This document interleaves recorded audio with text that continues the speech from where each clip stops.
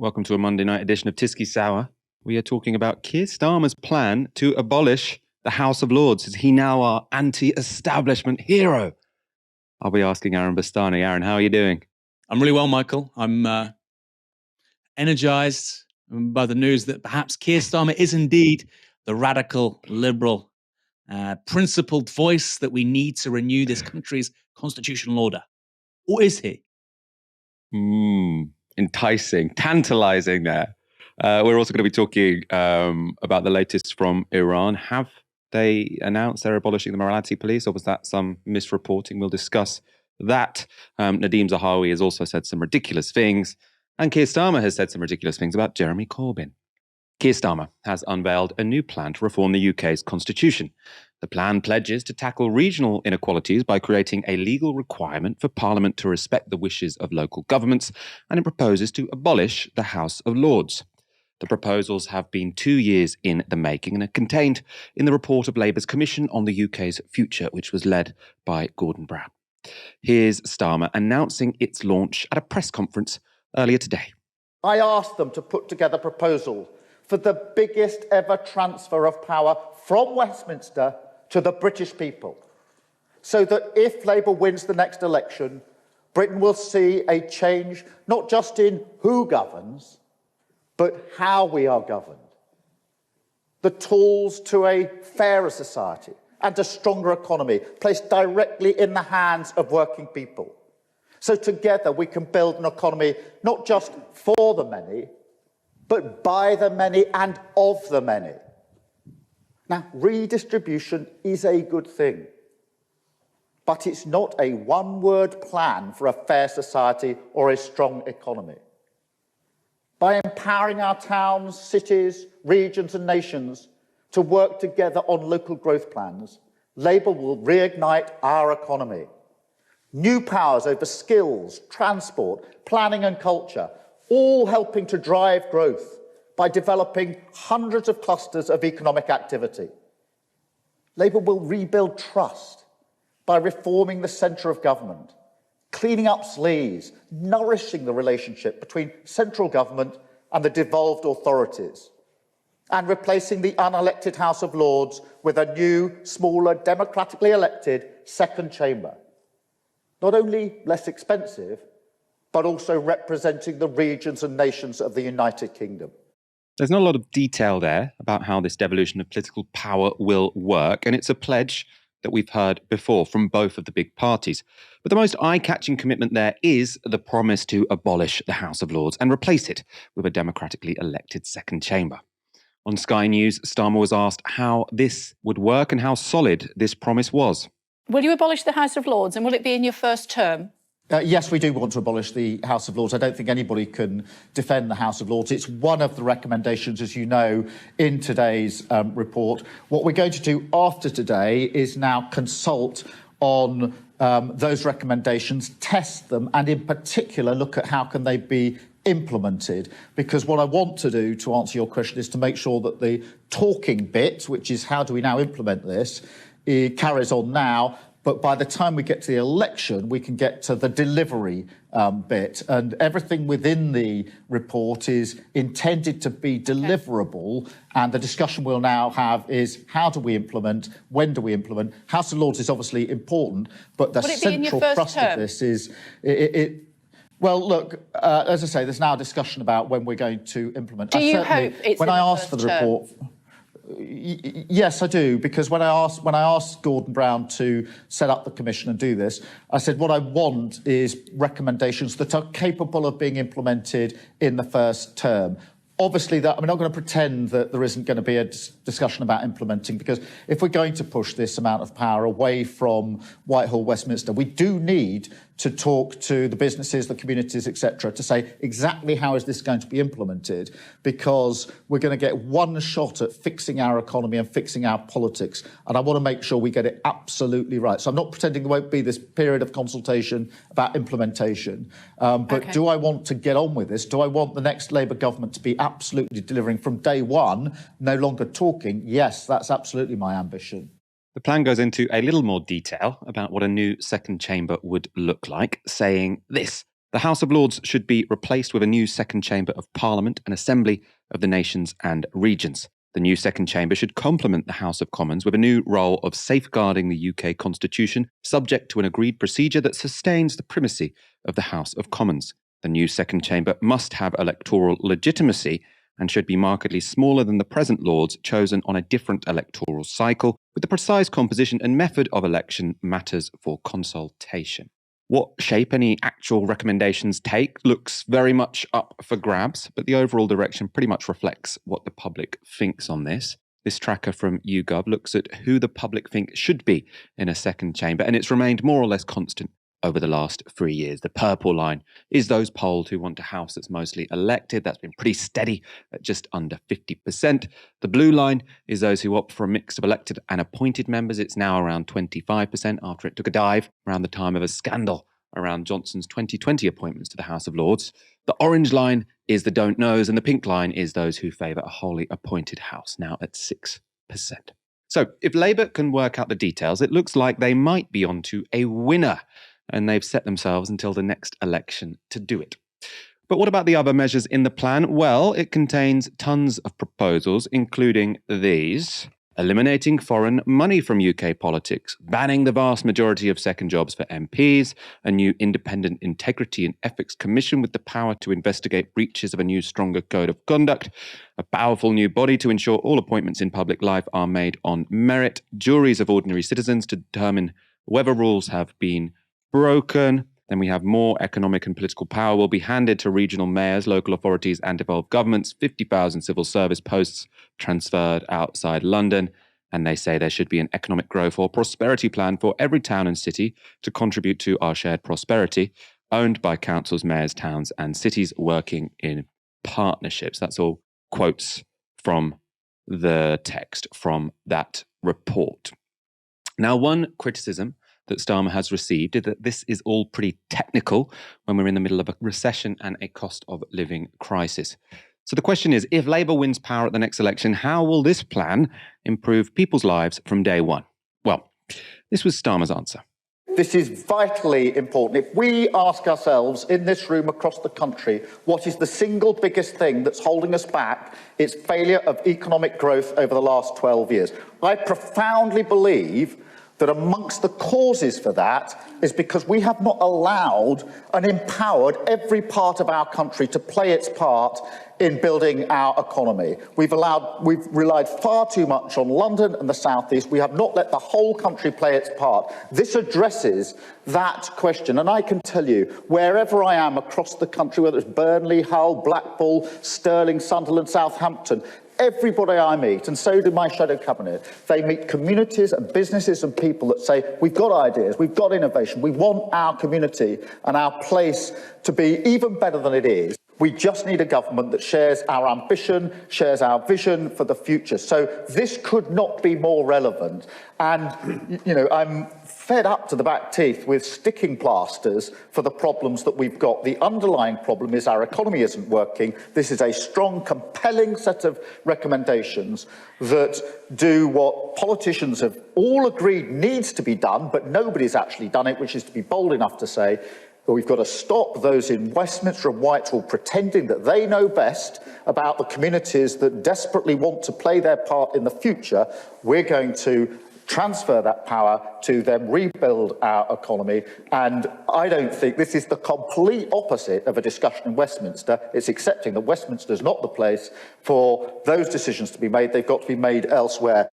That's probably the most animated I've ever seen Keir Starmer. I don't know if that tells us anything about their commitment to these proposals, but what stood out to me. Aaron, I want your opinion on this. How important is this? Do you buy that Keir Starmer is committed to transferring wealth and power throughout the United Kingdom? Well, not particularly, no. But I thought just in those brief excerpts that we saw, there are some quite clear contradictions. So even for people who might not necessarily agree with what I just said, let me walk you through them.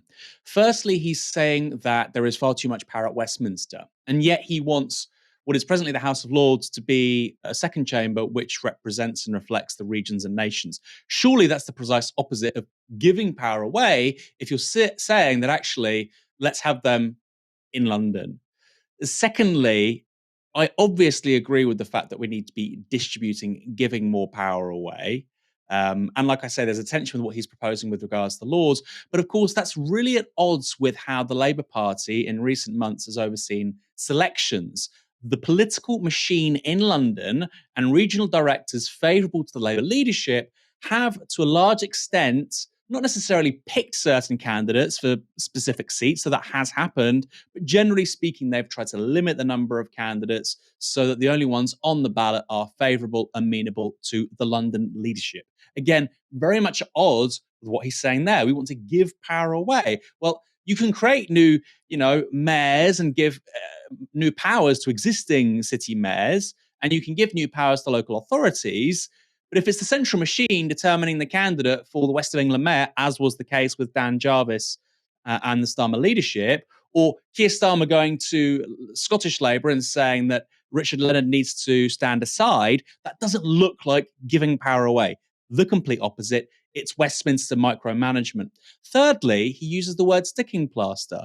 For me, the substantial proposals with regards to House of Lords reform look like a sticking plaster.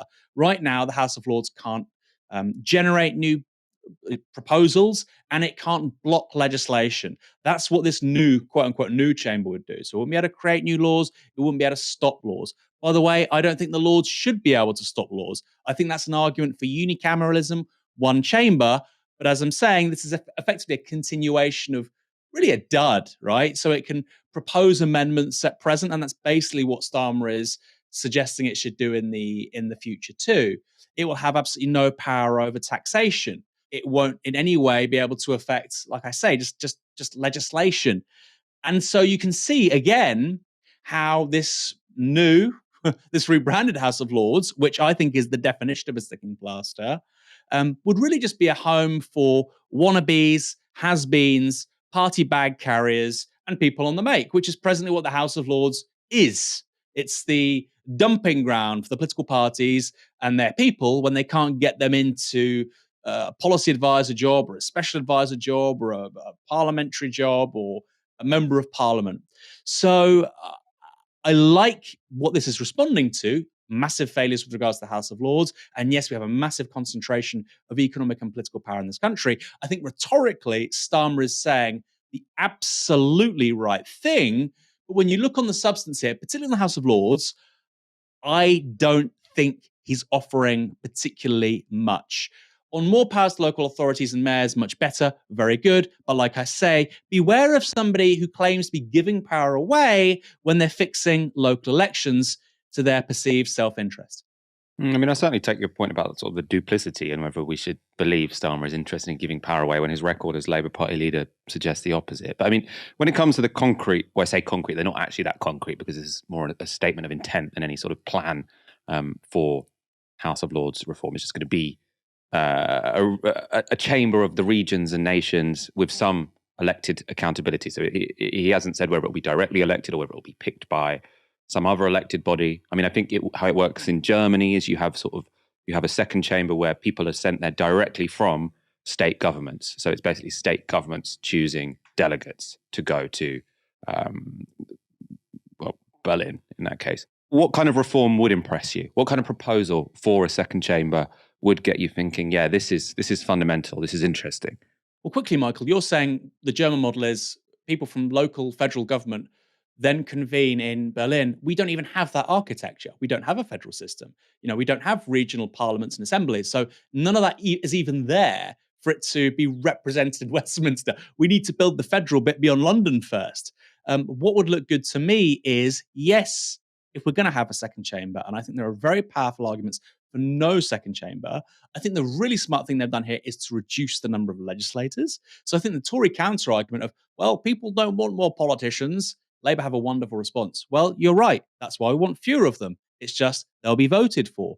Fantastic, very smart. And whoever was Labour leader, I would say that's good politics, but also good policy. Where I would differ with these particular proposals, Michael, is I think they should be elected on the basis of PR. And I think we have a massive constitutional overhaul needed in this country. Now, of course, if you do that, it undermines the sanctity of the House of Commons. You might get the argument that therefore the Lords is more democratically representative of the country, therefore it's more legitimate. That creates a constitutional crisis. That's why they'll never do it. But I think really we should have one, for sure, elected chamber along the lines of additional member system, like in Germany, proportional, but still retaining the constituency link. And I would probably get rid of a second chamber personally. I don't really see the point. At present, it can't generate legislation, it can't stop legislation. That's still being proposed here, or it can propose amendments. I mean, really? Do we need that? We're talking about reviving politics outside of London. Let's get on with it. I don't see the argument for several hundred talented people, ideally they're talented, sitting in London, not doing really very much. They should be in Scotland, the North East, the South West, the West Midlands. That's where they can make a difference. I mean, I suppose they'd say they scrutinise the legislation even if they can't sort of proactively change it. I mean, I think I agree with what you're saying. That like the key bit to the German model isn't this second chamber where state legislatures and state governments send their delegates. It's that they have state legislatures and state governments. So it's sort of the second chamber representing these regions and nations is it all going to be a little bit irrelevant given that we don't have properly accountable and powerful regions and nations in the first place? I mean, with nations we kind of do now, but with regions we most certainly don't. We're going to stick on this story for a little bit longer. Before we move on though, Novara Media is funded by you. We're free from the control of media oligarchs because nearly all of our income comes from small donations, otherwise from foundations, which you'll definitely be comfortable with. Let's put it like that. If you want to become a regular supporter, head to novaramedia.com/support. As ever, if you're enjoying the show, don't forget to like the video and hit the subscribe button. Now, I want to have a quick look at one Tory response to Labour's plan. Greg Hands is Minister for Trade Policy, and he tweeted this in response to the report's publication. Labour are not fit or ready for government. They only have 3 policies: 20% tax on independent schools, ending non-dom taxation, which they allowed to thrive in 1997 to 2010, abolish the Lords, none of which will do much to help the economy recover from COVID and Putin's war. An interesting tweet because, I mean, the attack line the Tories are using is saying, look, we're in an economic crisis. Why are Labour talking about the Constitution? One, I mean, the fact of them saying that is kind of a win for Labour because it's them saying we fucked up the economy. Why aren't you attacking us on the economy? And two, Greg Hands, government minister, I think he's just tweeting out 3 quite popular policies there. 20% tax on independent schools. Everyone thinks that's a good idea. Ending non-dom taxation. Everyone thinks that's a good idea. Abolish the Lords. I mean, as we showed you in those polling, pretty much everyone agrees. Aaron, what do you make of this? Sort of the party politics. I think the idea that you should be talking about the economy right now, Keir Starmer's clearly got that message. I listened to his interview on the Today programme, and he was sort of like, every question he was sort of saying, this is about the economy, this is about the economy. I thought you handled it reasonably well. I suppose my assessment, this is Greg Hands just pointing out really popular Labour policies. Yeah, they're really at a loss, aren't they, Michael? The claim that Labour wants to introduce a 20% tax on schools, I think they presumably mean VAT there.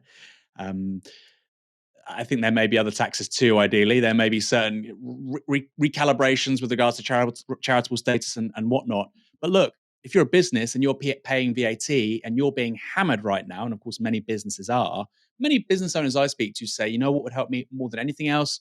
Cut to VAT just for 6, 12 months, 5, 10%, 5%, like we had after 2008, would be a game changer. Could keep my head above water. You've got those people who may be lifelong Tory voters, then seeing a Tory minister saying, well, you know what, private schools shouldn't pay that at all. Remarkable. So yes, some of the very best messages when it comes to Labour policy aren't just Tory ministers, Michael, but also it should be said, the right-wing tabloid press. You know, I see time after time after time, the Sun, the Mail, the Express, the Telegraph, having a big splash on how Labour are going to make private schools, which are private businesses after all, it's in the name, private, pay taxes just like other private businesses. I don't understand why they think that's going to land as something negative to Labour, but credit where it's due. I think it does show that on their communications, policy, and the relationship between the two, Labour really haven't given the Tories much to attack them on. Iran has been rocked by weeks of protest since the death of Mahsa Amini. That was after her arrest by the country's morality police. Now, those protests have continued despite a deadly crackdown by the state. And according to the human rights activist news agency, at least 419 demonstrators have so far been killed. The agency has also reported the deaths of 54 security personnel. Yet despite the high costs incurred by protesters, this weekend there was the first sliver of what looked like good news. These were how comments by Iran's Attorney General were translated in the Western press. They quote, "Morality police have nothing to do with the judiciary and have been abolished. Of course, the judiciary continues to monitor behavioural actions." Now, that statement was reported like this in the New York Times. Iran is shutting down morality police after months of protests, official says. And the Wall Street Journal suggested the government were also considering changing hijab laws. But Iranian activists have been sceptical of the government's commitment to reform, and state media has now suggested the Attorney General had been misinterpreted. Earlier today, I spoke to Aghileh Djafari-Marbini, a community worker based in London who came to the UK from Iran as a child of political refugees. I started by asking her what she makes of the statement from the Attorney General. To be honest, the statement that was announced, I read it. I read the whole statement, and it's an incredibly ambiguous way. He's worded it incredibly ambiguously, but it's actually most commentators inside and outside of Iran are not really taking it seriously, and they seem to think it was just some throwaway remark, which I, to be honest, given what kind of a person the Attorney General is, I would not be surprised that it was some sort of a throwaway remark. So what the sentence itself, actually, he said something like, the people who started the morality police will end it. And so that's not really clear what that means. People are not really clear. And also what is really interesting is that in the last week or so in Tehran, in the capital city, the people have seen a lot less of the morality police, but in more kind of religious cities like Mashhad and Qom, apparently they have started to become more aggressive. There's more of them around. So actually, it's not really a consistent statement, and it's not really clear what's going on. We haven't had any confirmation, let's say, that the morality police is being abolished. Does this even being talked about suggest that the government is considering reform and is listening to the protesters instead of sort of obstinately saying all we're going to do is crack down? I don't think they're considering reform. However, I definitely think they are now acknowledging that things can't go on as they are. And in the last week or so, there have been discussions. They've been bringing back the reformists, as it were, into the fold. So there have been discussions, informal discussions with their daughter of previous former President Rafsanjani and Mujtaba Khamenei, the Supreme Leader's son. There's been another discussion between Khatami and some other people. So they are recognizing that things can't go on as they are.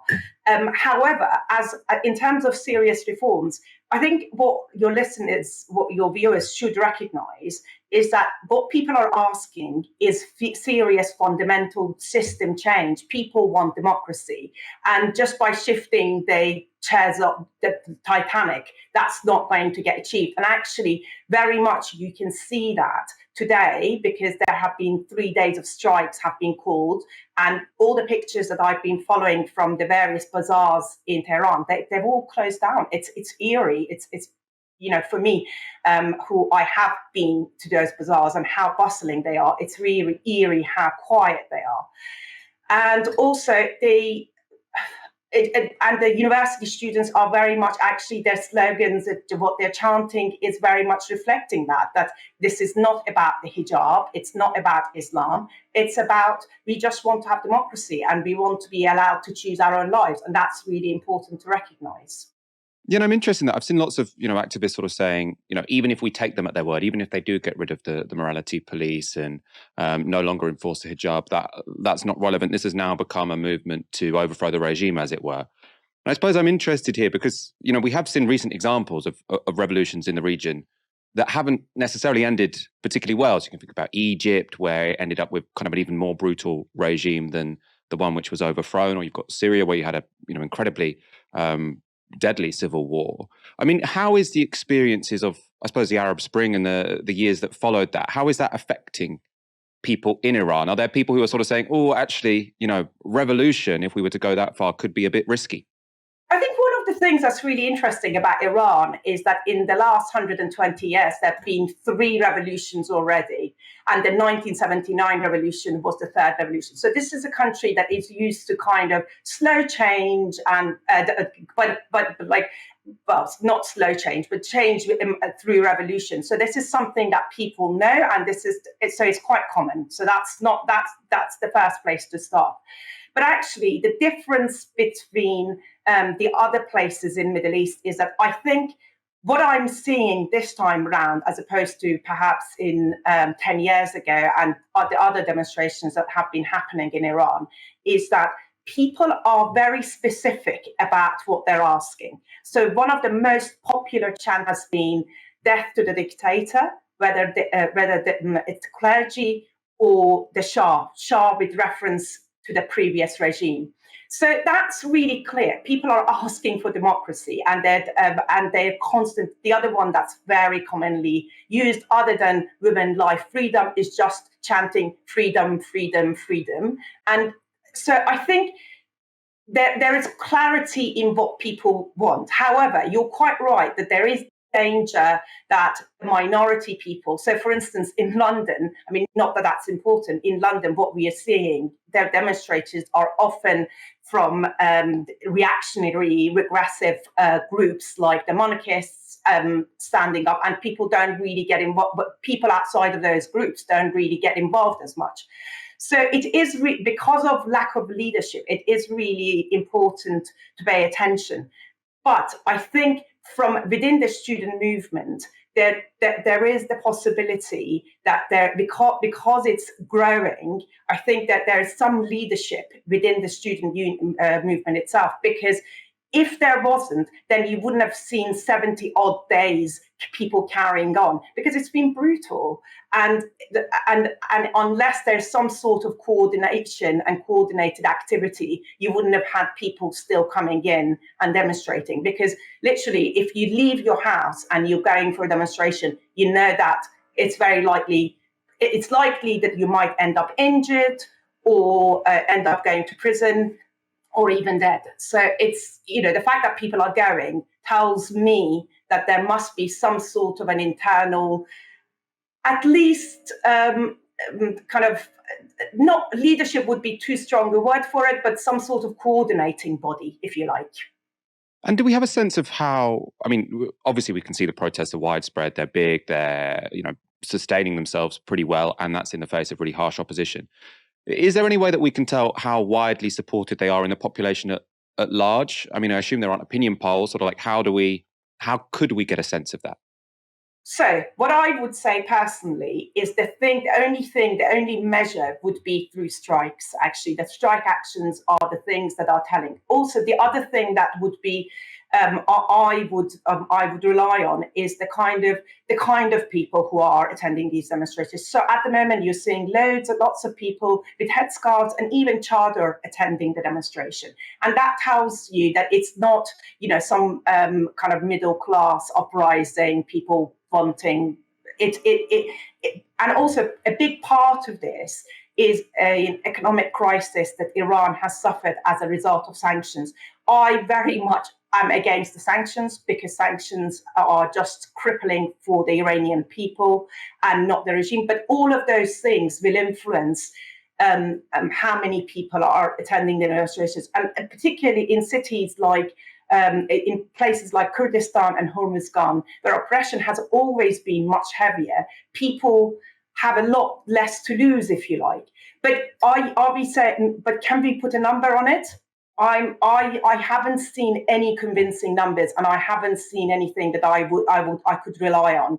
After 30 years of living in the UK, I can actually see a time where I might be able to go back and perhaps even live in Iran. However, the thing that's really dangerous is this combination of monarchists and Masih Alinejad, who has been very openly saying, I will cooperate and take money from anyone and anything, any organization, in order to get rid of this regime. The objective most definitely should not be just getting rid of this regime. People should be very clear in what they want afterwards, because they do not want another revolution where their revolution gets hijacked by another reactionary regime.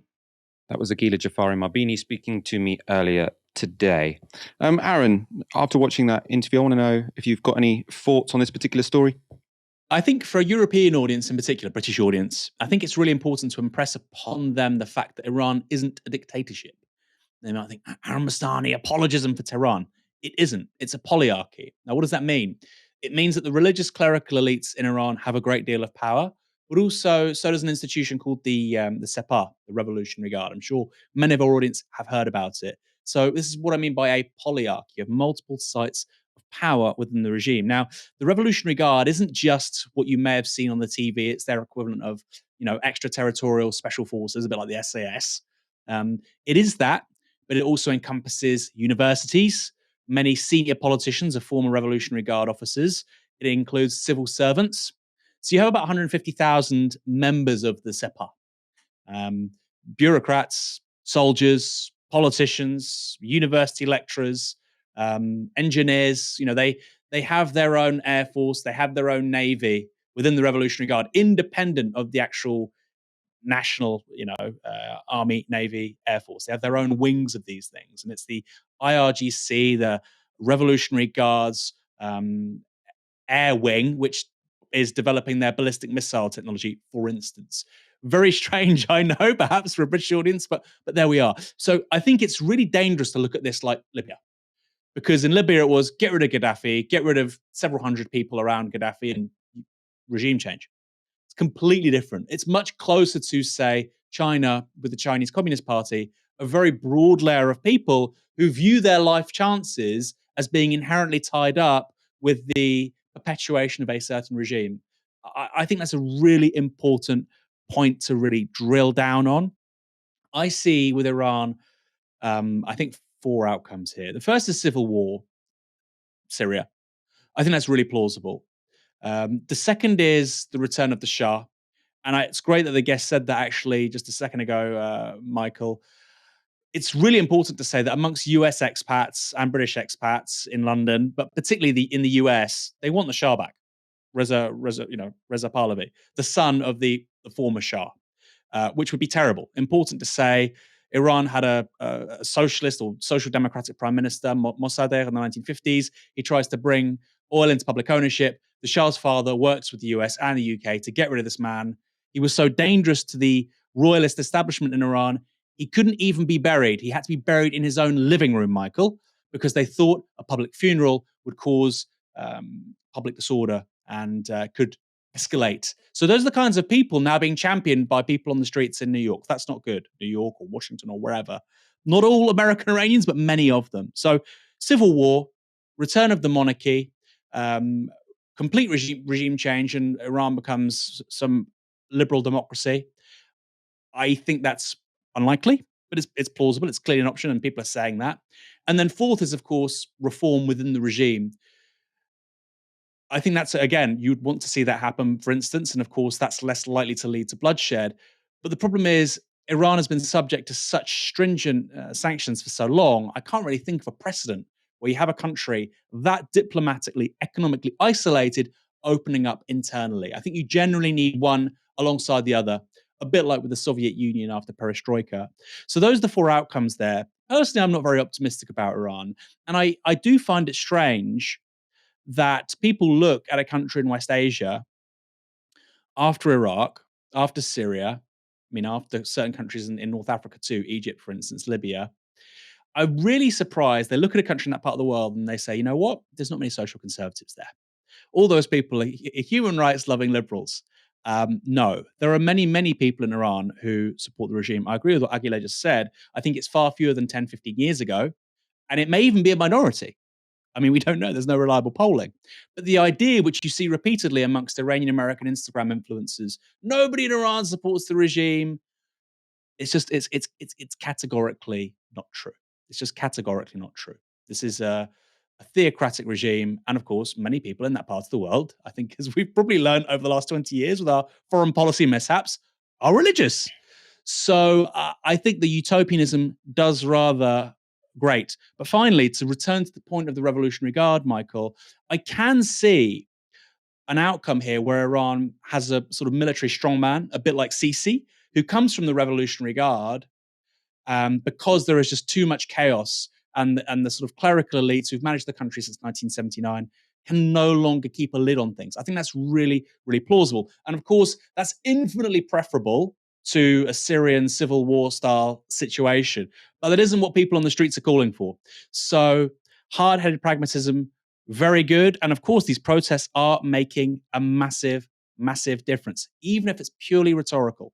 For an Iranian legislator to be talking in those terms of even moderate reform to the religious police, let alone getting rid of them, and by the way, it is just rhetoric, even that, I think, is really significant and shouldn't be underestimated.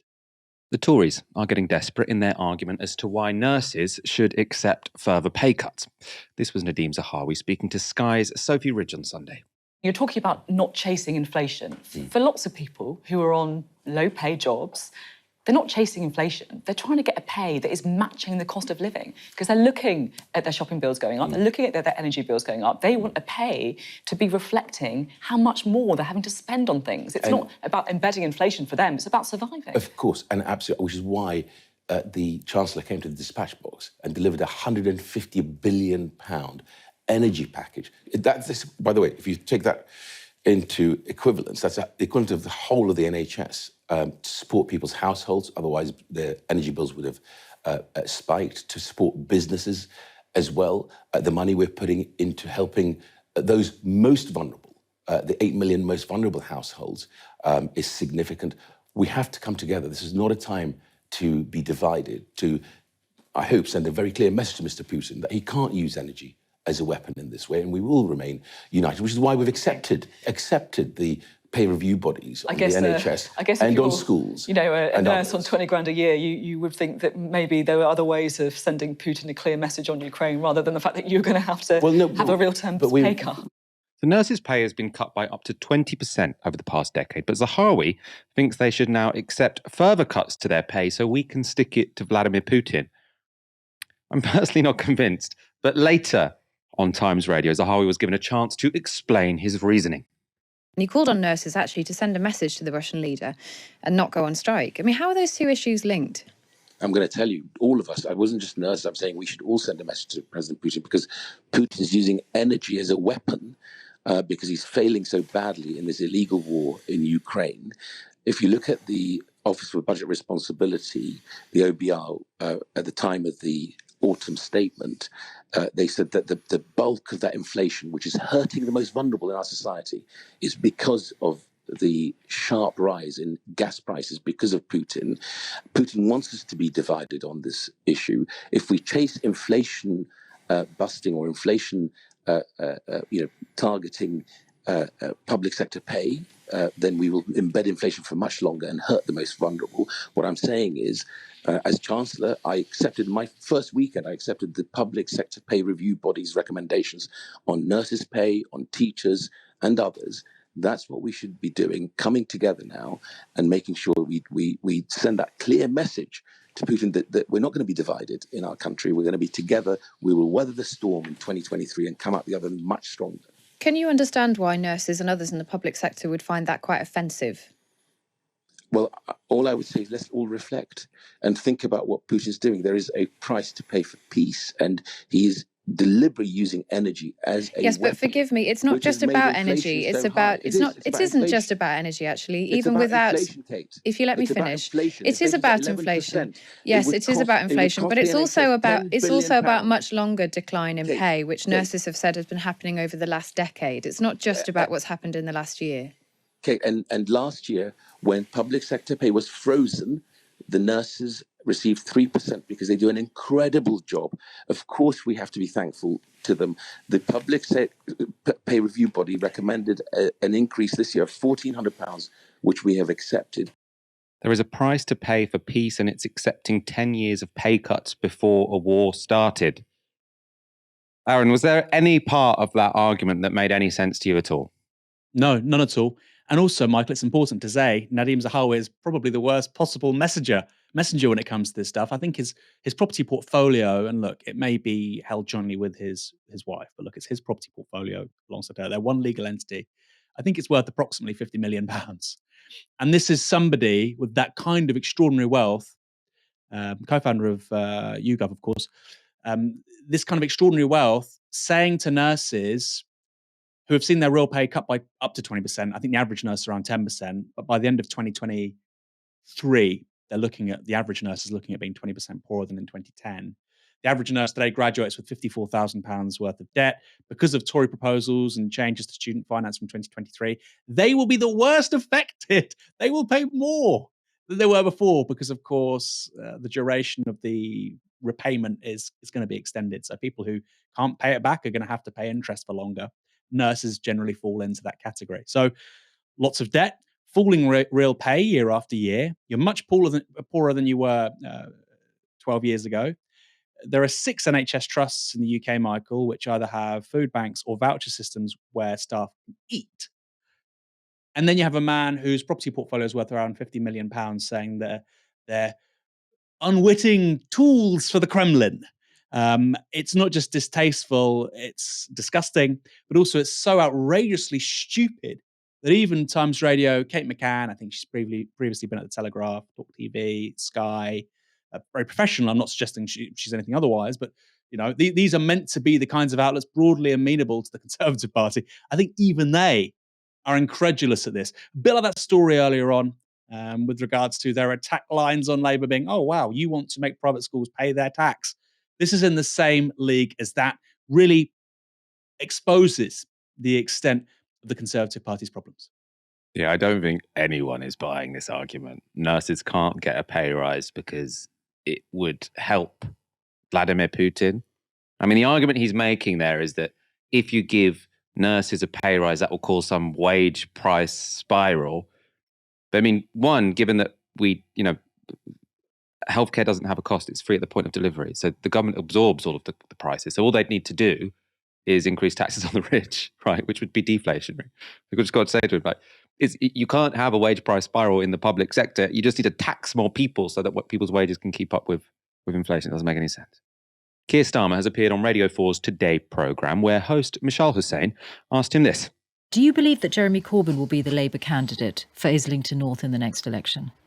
I don't see the circumstances in which that can happen.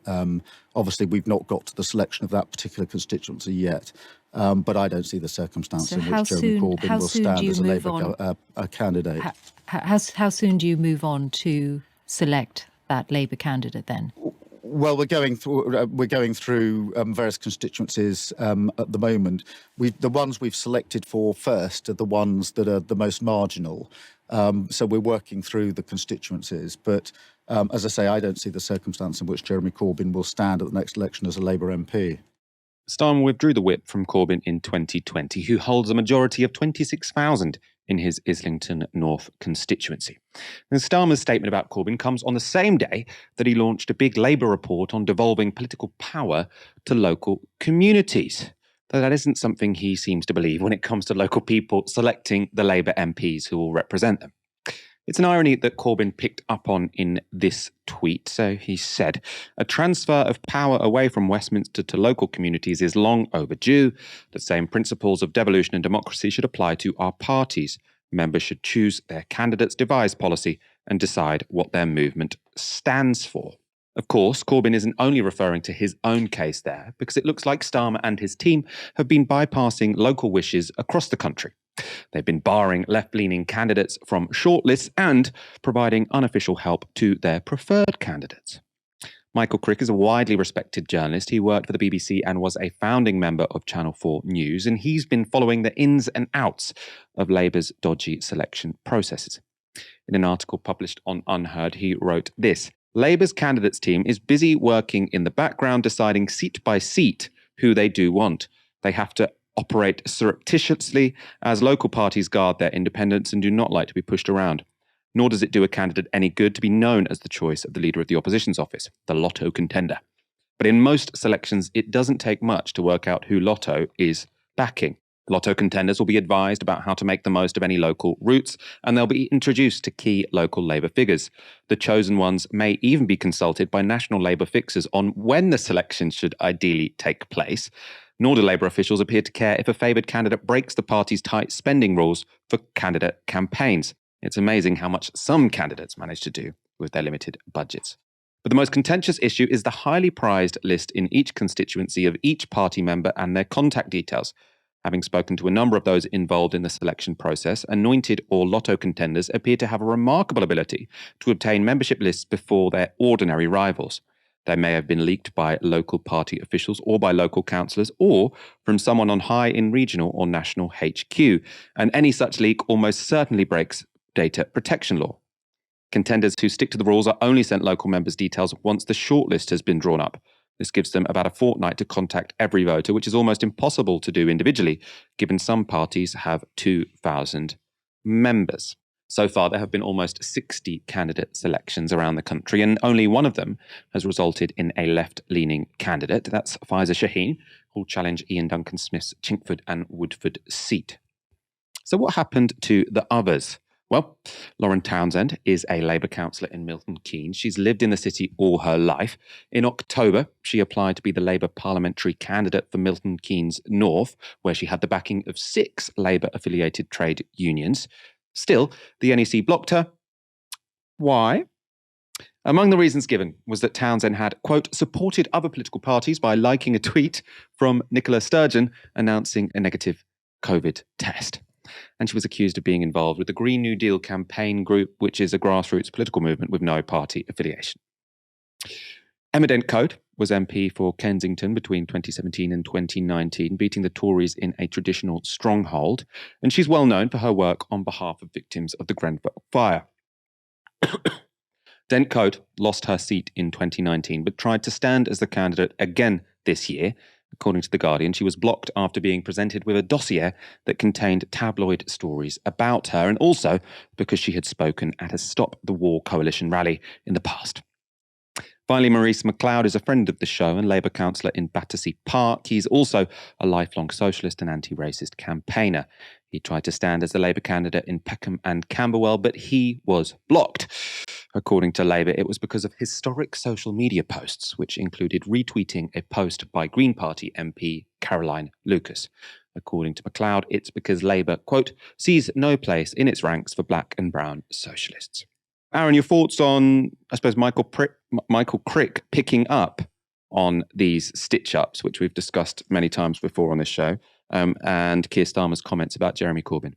Good for Michael Crick. I mean, this is the man who authored the famous book on the militant tendency within the Labour Party. He's never been seen as a friend of the left. And I think it makes these assertions all the more credible.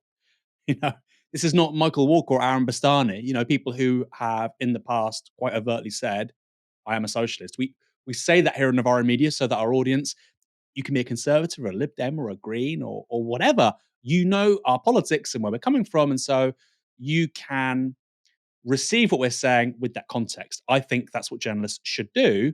In the case of Michael Crick, he doesn't need to do that. We know his feelings on the matter because he wrote this book on the militant. So for him to be saying this, covering this topic, I think he's probably the most credible person imaginable who could be making the assertions with regards to essentially attempts at rigging by the Labour leadership. But how it works in practice is really regional directors try and minimise shortlists and maximise the possibility of certain candidates winning or blocking, as you've just stated with those several examples, candidates from the left from even being put to membership. They would have been the favourites in those 3 instances. Important to say, Michael, as well, it's not just those 3 people.